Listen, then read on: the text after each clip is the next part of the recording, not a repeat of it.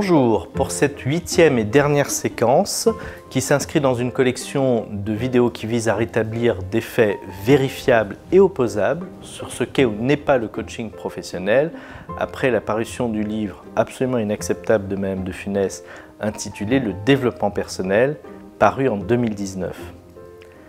Rappelons que cet ouvrage fait des amalgames qui visent à disqualifier le métier de coach professionnel sur des fondements totalement erronés. Je suis Gabriel Hans, coach professionnel et superviseur de coach certifié. Je préside depuis maintenant plusieurs années, mars 2016, le MCC, Fédération internationale des coachs professionnels, et je suis également administrateur d'un syndicat français qui s'appelle le SIMAX, c'est-à-dire le syndicat interprofessionnel des métiers de l'accompagnement, du coaching et de la supervision, qui nous représente au sein de la branche professionnelle BETIC, reconnue par l'État et les partenaires sociaux. Dans cette séquence, je souhaite éclairer les enjeux pour traiter les situations et les systèmes de plus en plus complexes dans lesquels l'homme, avec un grand H bien sûr, se retrouve. Univers hyper connecté, rapport au temps, rapport au collectif, à la technique, à la technologie, au vivant, au travail, à la famille, tout cela a été complètement transformé et chamboulé en très peu d'années. Cela a tellement bougé d'ailleurs qu'un Français de 2020 n'a même plus les bons points de repère pour décrypter directement une scène de vie ordinaire d'une famille des années 50. C'est dire. De nouvelles disciplines ont fait leur apparition, telles les neurosciences apparues à la fin des années 60. Les savoirs se sont étendus et surtout, nous nous sommes rendus compte que le cloisonnement académique des disciplines ne permettait plus du tout de traiter de cette complexité.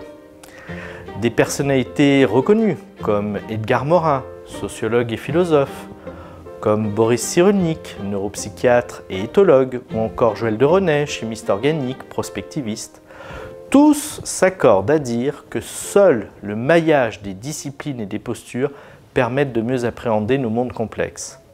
Or, Madame de Funès, dans son ouvrage, passe son temps à opposer les disciplines.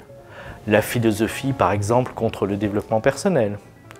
Elle oppose les postures, le philosophe contre le coach professionnel. Quand nous savons que nous avons besoin de tous pour décrypter, diagnostiquer, intervenir, accompagner et étendre nos savoirs. Tous savent également que théoriser ne suffit plus.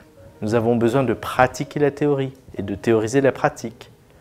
Déjà, des personnages comme Ludwig Binswanger des années 30, en s'appuyant sur l'approche phénoménologique par exemple de Searle ou d'Heidegger, pour fonder de nouvelles pratiques, nous rappelaient l'importance de l'observation, d'appréhender la réalité telle qu'elle se donne à travers les phénomènes et de ne pas se contenter de théoriser sur des hypothèses non vérifiées.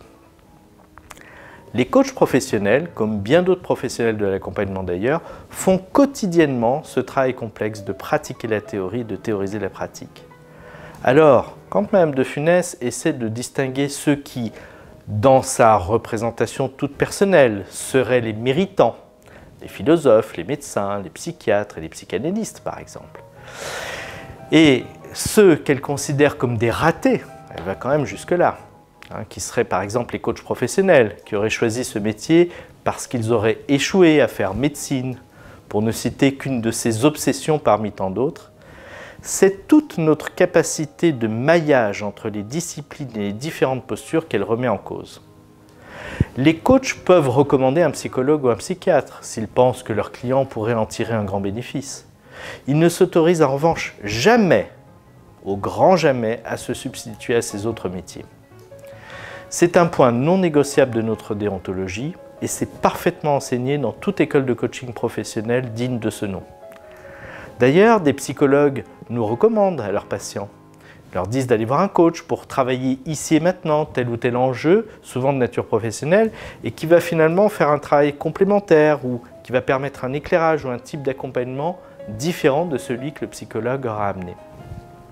C'est dire la confiance mutuelle que nous nous accordons et la complémentarité de nos savoirs et de nos savoir-faire. Cela fait d'ailleurs bien longtemps que nous avons abandonné ce jeu stérile des oppositions et des querelles de chapelle. C'est d'ailleurs pour cela qu'il y a tant de médecins, tant de psychologues et tant de psychiatres qui se forment en complément à la posture de coach. Pour n'en citer que 3 dans mon entourage direct, et je les salue à l'occasion, Jean-Philippe Di Piazza et Héloïse Urbain, par exemple, qui sont médecins et coachs professionnels. Je pense aussi, par exemple, à Diane Dossi, psychiatre et coach professionnel également.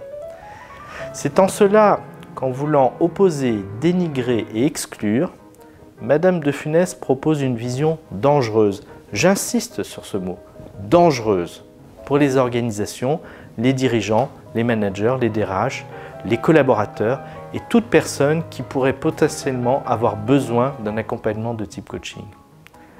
Tout le monde n'a pas besoin d'être coaché, bien sûr, mais les demandes sont grandissantes face à l'impressionnante complexification de nos univers personnels et professionnels. Et notre posture, qui vise finalement l'autonomie de nos clients dans le respect des écosystèmes, est plus que jamais utile, nécessaire et plébiscitée par de nombreuses organisations de tout secteur. Comme il serait illusoire d'imaginer qu'une seule discipline puisse servir à accompagner l'humain, il serait illusoire d'isoler une personne de son écosystème.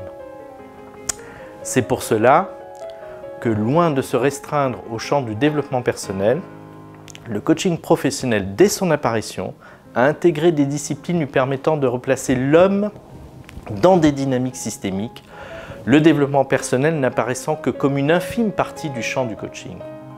Alors, Madame de Funès, si vous aviez la gentillesse de prendre le temps nécessaire de vous renseigner, de vous documenter et de ne pas vous contenter d'impressions ou d'hypothèses toutes personnelles pour évaluer les disciplines et les métiers que vous ne connaissez pas, nous vous en serions particulièrement reconnaissants. Sachez que j'ai un temps préféré ne pas réagir face à ces inepties que vous profériez un petit peu partout. Mais que ce temps est révolu. Vous cognez sans cesse et partout sur un métier de grande valeur et de grande utilité. Aussi, tant que vous resterez résolument dans cette dynamique négative, vous me trouverez systématiquement sur votre chemin. Si à l'inverse, vous mettez sérieusement à vous documenter, à croiser votre regard avec des professionnels, si vous engagez à faire un vrai travail d'analyse et respectueux, même critique, sans problème, vous aurez alors tout mon soutien. Réfléchir, élaborer, contribuer, cela demande un vrai travail de recherche, un vrai travail de documentation. Les formules toutes prêtes et insultantes du type « soupline langagière » ou « cinquantaine fraîchement ménopausée » que vous osez employer ad nauseum, sans aucun respect de l'autre, de son droit le plus absolu d'être différent, de penser différemment que vous, pour faire du bruit médiatique, ne saurait masquer l'absence de votre travail. Les coachs professionnels sont prêts à faire l'objet de critiques, c'est tout à fait normal. Pas être l'objet de diffamations gratuites. Voilà, Madame de Funès. Au plaisir d'échanger. Et à nos chers téléspectateurs, à bientôt.